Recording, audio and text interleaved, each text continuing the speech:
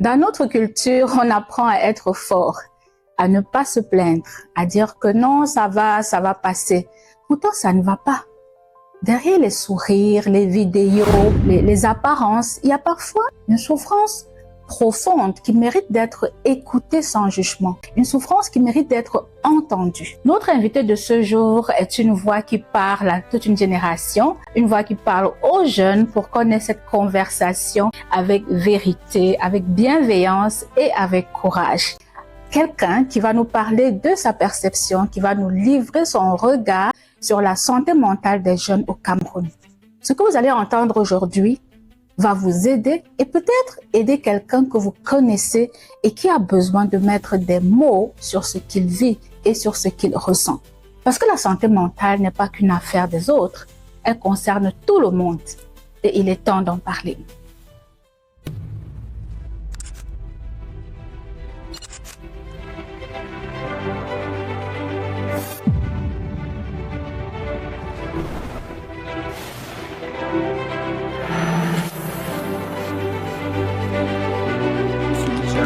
Senti abattu quand j'ai perdu mon papa parce que je m'y attendais pas. On motive quelqu'un qui fonctionne bien, quelqu'un qui est capable d'écouter et de mettre en place ce que nous sommes en train de lui proposer. Par contre, on réconforte. Bonjour à tous, je suis David Eto, entrepreneur. En fait, j'ai multiples casquettes. Je fais un peu dans tout. Et aujourd'hui, je suis là pour vous parler un peu de moi, la personnalité, du sujet du jour. Merci. Oui, effectivement, je me suis déjà senti abattu quand j'ai perdu mon papa, parce que je m'y attendais pas. Je m'y attendais pas. C'est vrai qu'il a passé beaucoup de temps malade, mais il avait déjà récupéré. Et le moment que la mort est arrivée, je m'y attendais le moins, donc je me suis senti vraiment abattu. C'était pas le même David que vous aviez l'habitude, celui qui sourit tout le temps. Donc j'étais vraiment abattu. Beaucoup de gens vivent des difficultés émotionnelles sans pouvoir toujours mettre les mots dessus, pensant que c'est temporaire, c'est juste une phase, ça ne va pas durer. Oh, je me sens pas bien, mais ce n'est rien, ça va aller, c'est la vie qui est dure. Mais non, parfois c'est un signe, parfois c'est plus que ça. Ton corps, ton mental, essaie de te dire, fais une pause. Tu as besoin d'être écouté, tu souffres, tu as besoin d'aide. Mais comme on ne le sait pas et qu'on vit dans un environnement où la famille, la culture, la société nous a appris à supporter, alors qu'est-ce qu'on va faire? On supporte jusqu'au jour où on craque. Parce que dans nos mœurs, on n'a pas eu l'habitude de parler de dépression. La dépression, nous pensons toujours que c'est juste pour les blancs, mais la dépression, elle existe, c'est pour nous tous les humains. Et il y a beaucoup de personnes ici qui sont dépressives. Mais nous, on a eu du mal à l'accepter, mais je pense que on devrait l'accepter parce que la dépression, la preuve, il y en a beaucoup sur les réseaux qui sont dépressifs et quand ils sont un peu dépressifs, vous avez des messages accablants envers eux alors que ce qu'ils racontent, ça existe et ils le vivent. La dépression est encore largement mal comprise, et elle est même niée parce que dans nos sociétés, on ne la connaît pas. On valorise l'endurance. Un jeune, par exemple, qui va exprimer sa souffrance mentale est souvent perçu comme quelqu'un de faible, voire paresseux, quelqu'un qui fait comme les blancs. On ne connaît pas les signes et d'ailleurs même on ne les comprend pas. Même si on les voit, on ne sait pas ce que ça veut dire. Et c'est normal. Mais ce qu'on va faire, c'est qu'on va banaliser, on va se moquer de la personne qui est en souffrance et même on va le stigmatiser. On va dire voilà, il commence à faire comme un blanc. Un homme, un Africain, il ne fait pas ça.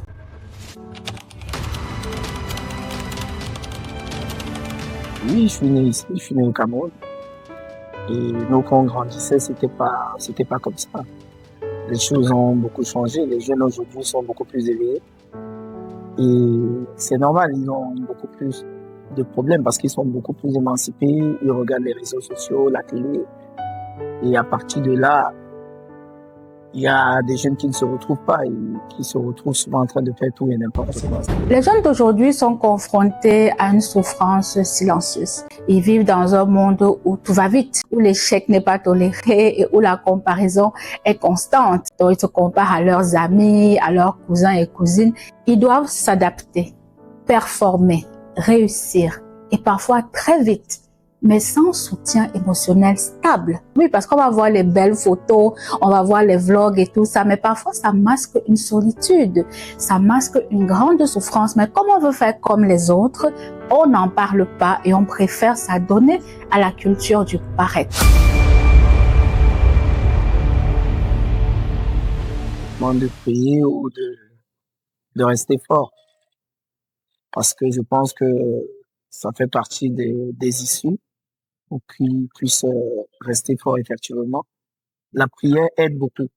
La prière, elle aide beaucoup. Moi, je pense qu'il faut beaucoup prier. Il faut beaucoup prier parce que le chemin de la prière, en général, te montre toujours la voie. Parce que moi, je suis un très grand croyant. Donc, je donne toujours des conseils, je demande toujours de beaucoup prier et surtout de rester fort, de ne jamais perdre espoir. Dire à un jeune qui est en détresse, sois fort ou alors prie, ce n'est pas dangereux. Le problème, c'est quoi? C'est que parfois, on se dit que c'est suffisant. La foi est une ressource importante. Oui, pour les croyants, elle donne du sens, elle donne de l'espoir. Mais elle ne remplace pas une écoute thérapeutique, ni même un accompagnement professionnel. Je prends l'exemple pour les personnes qui ont un diagnostic de dépression.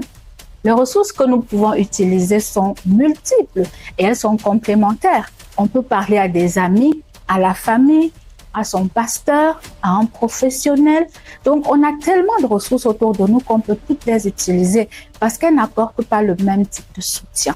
Toutefois, la souffrance psychologique, quand elle devient chronique, aiguë, intense et nuit gravement à notre fonctionnement quotidien, elle requiert à ce moment-là une aide professionnelle.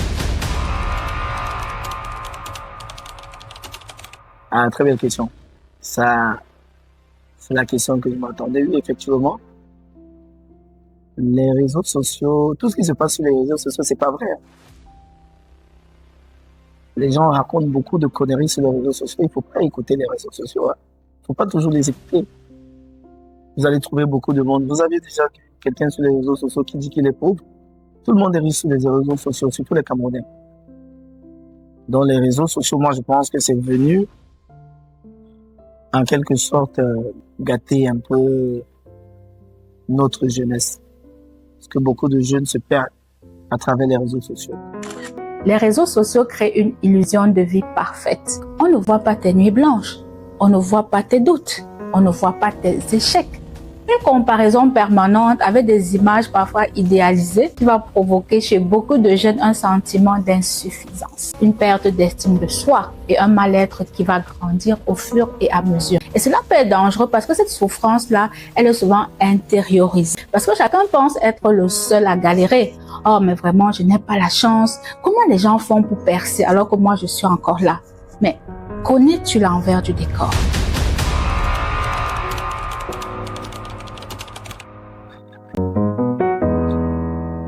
Oui, moi je suis toujours au top.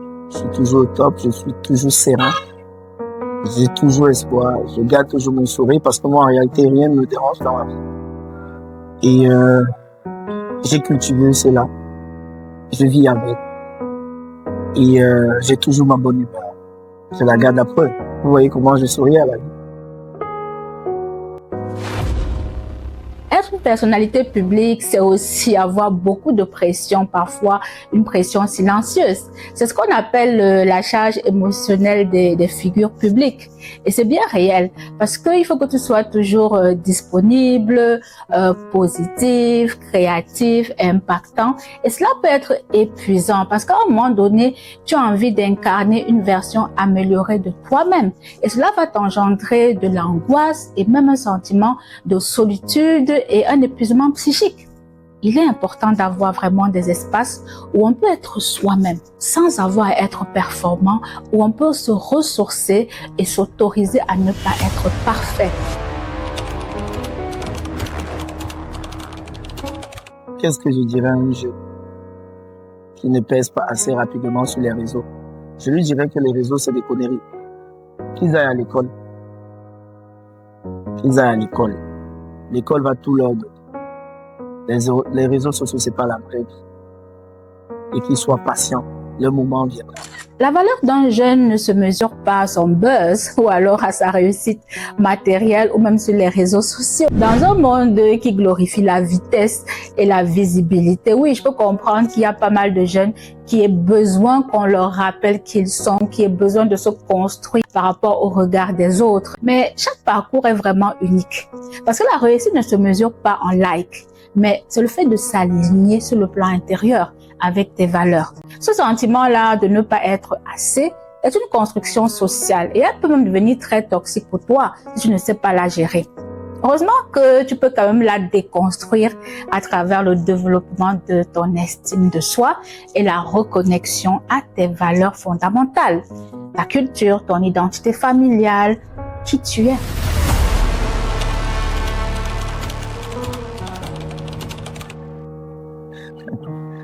Moi, je vis déjà très bien sans l'argent. Je suis pas né avec l'argent. L'argent nous a souvent trouvés, mais je suis pas né avec l'argent.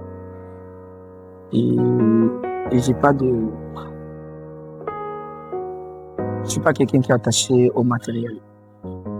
Je vis très bien. La preuve. Non, j'ai pas de problème avec tout ça. J'ai vraiment pas de problème. Beaucoup de jeunes se croient seuls à traverser l'échec, ce qui n'est pas vrai. Parler de la santé mentale, c'est un peu casser cet isolement et normaliser les hauts et les bas. C'est important que les jeunes sachent qu'on peut tomber aussi, qu'on peut douter, qu'on peut avoir peur et se relever avec un bon soutien. Même si on est une personnalité publique, même si on est quelqu'un de très connu, nous sommes simplement humains.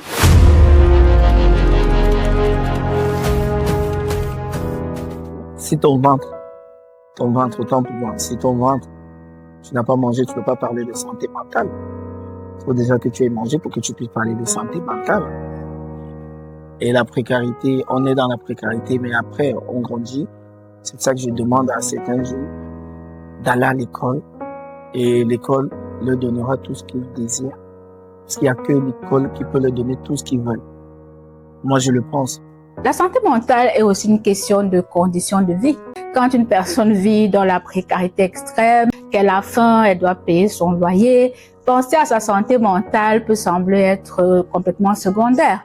Et pourtant, c'est même dans ces conditions-là même qu'il faut faire très attention. Parce que la pauvreté, la précarité, le chômage, tout ça va affecter la manière dont tu te sens. Tu vas être stressé, tu vas être anxieux, tu seras irritable, tu n'auras même pas envie de parler à quelqu'un. Donc, ça affecte ta santé mentale et ça te met dans un état qui peut même nuire à ce que tu puisses trouver des solutions pour sortir de là. Donc oui, même dans cette situation-là, c'est important d'être écouté et d'être soutenu. La santé mentale, ce n'est pas seulement aller voir un psy, non. C'est aussi agir sur tous les leviers qui améliorent notre bien-être et notre épanouissement.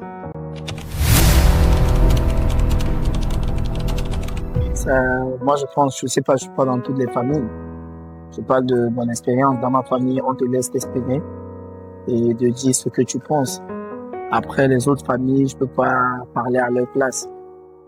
Mais je pense que les mentalités sont en train de changer. Beaucoup de choses ont changé aujourd'hui. Avant, quand on était plus jeune, par exemple, tu pouvais pas dire à ton père que, papa, les jeunes aujourd'hui, ils te disent ce qu'ils veulent, mais dans le respect. Donc, ça montre que beaucoup de choses ont changé quand même.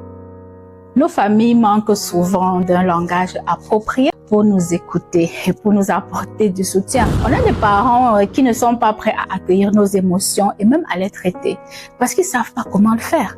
Et puis, il faut pas oublier qu'ils ont aussi leur traumatisme. Oui, un parent, il a été enfant, il a été adolescent, il a été un jeune marié, il a eu des enfants. Donc, sa vie a été traversée par pas mal d'épreuves. Et quand tu deviens parent, ça ne veut pas dire qu'il est parfait. Donc, nos parents ont aussi leurs manquements et parfois, ils ne donnent que ce qu'ils peuvent donner. La plupart des parents africains, comme on dit souvent, n'ont peut-être pas appris comment accueillir certaines émotions et les gérer.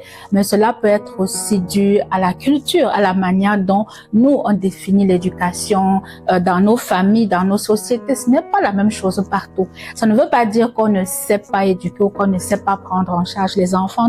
Il y a des manquements dans toutes les cultures et dans toutes les sociétés. Ce qu'il faut savoir ici, c'est que le premier soutien psychologique d'un enfant, c'est d'abord son environnement proche. Ça peut être ses parents, ses oncles, ses tantes, ses frères et ses sœurs. Et en tant que ces personnes ressources principales, c'est important de savoir comment écouter, comment parler, faire attention à ne pas stigmatiser la personne, ne pas se moquer de la personne. On ne demande pas aux familles de devenir des thérapeutes, ce n'est pas possible. Mais ce qu'on demande, c'est de rester humain. Humain veut dire que j'écoute, je ne suis pas obligé de juger, je ne suis pas obligé de donner une solution tout de suite parce que je n'en ai pas, mais je peux au moins offrir mon écoute et ma bienveillance. C'est déjà ça.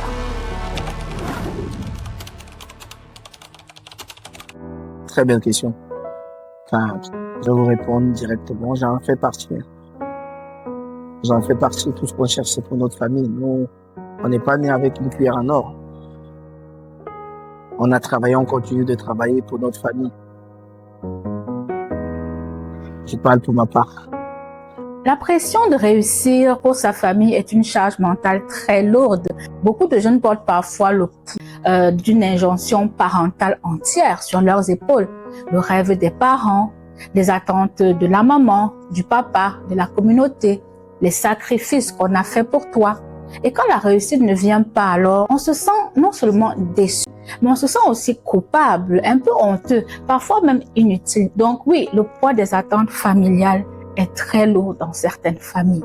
Il y a des jeunes qui n'arrivent pas à s'en sortir parce que quel que soit ce qu'ils vont essayer de faire, ce ne sera jamais assez en regard des sacrifices que les parents ou les proches ont fait pour eux. Et à la fin, ils vont se sentir épuisés parce qu'ils vont dire, mais je ne sais pas ce que je dois faire parce que j'ai beau essayer, avancer, mais vous trouvez que ce n'est jamais assez. Donc, faisons attention aussi sur les attentes qu'on projette sur les jeunes parce que parfois, ce n'est pas possible pour eux de réaliser nos rêves, de réaliser nos attentes. Il faut aussi leur donner un peu d'espace pour créer leur propre chemin, que ce chemin soit un chemin de remplacement ou alors un chemin parallèle.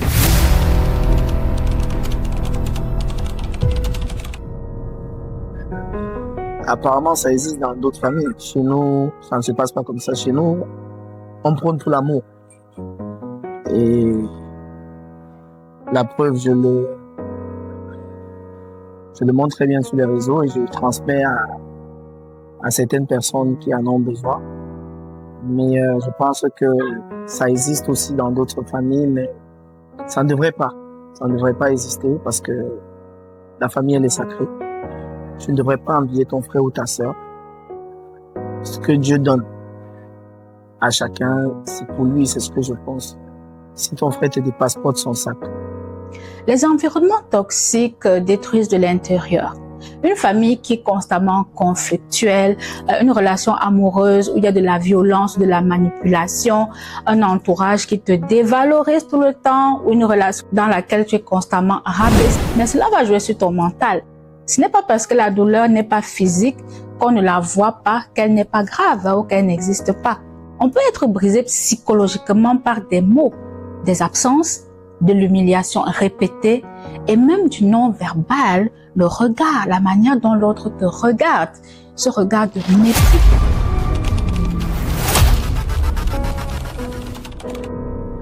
Moi, je pense que c'est un problème de culture. Ça ne fait pas partie de notre culture.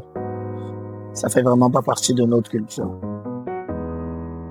Consulter un psy, c'est un acte de courage. Ce n'est vraiment pas facile. Beaucoup ont peur d'être stigmatisés et incompris, mais c'est tout à fait normal.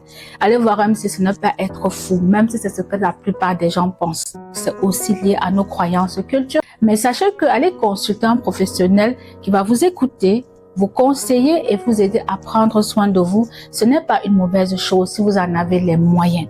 Et si vous ne pouvez pas le faire, allez sur notre chaîne YouTube. On a beaucoup de vidéos sur pas mal de thèmes, que ce soit les problèmes familiaux, les problèmes de couple, la blessure d'abandon, les relations amoureuses, le développement personnel. On a un peu de tout en termes de ressources pour vous aider, vous, à faire votre propre cheminement.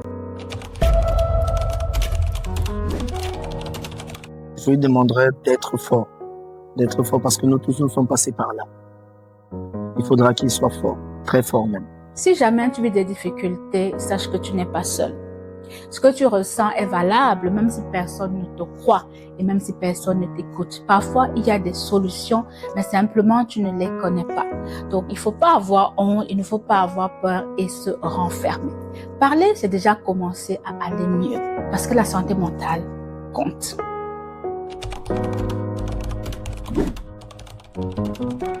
Allez visiter la chaîne YouTube et abonnez-vous massivement. Allez la voir, n'ayez pas honte, n'ayez pas peur, car les maladies mentales, ça existe. C'est vrai que c'est pas dans notre culture, mais il faut prendre des rendez-vous avec elle, essayer d'en discuter, allez la voir massivement